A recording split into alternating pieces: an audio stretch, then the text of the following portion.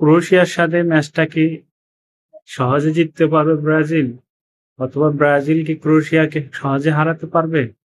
আপনার কি মনে হয়?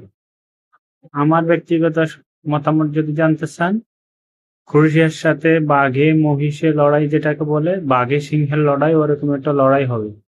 ক্রোয়েশিয়া কখনোই ছোট দল না এবং তারা যে কোনো বিশ্বের পরাশক্তি দলকে হারাতে সক্ষম।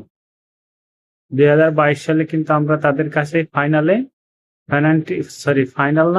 পেনাল্টিতে হেরে বিদায় নিয়েছিলাম। তাদের সেই দিনের স্পিড খেলা ওরা ব্রাজিলকে নাচিয়ে ছাড়ছে। যদি আমাদের মানে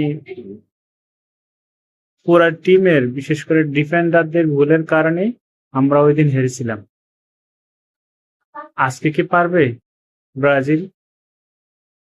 আজকে কি পারবে ক্রোয়েশিয়াকে হারাতে ব্রাজিল? এবং হারিয়ে কি সেই 2022 সালের প্রতিশোধ কি নিতে পারবে?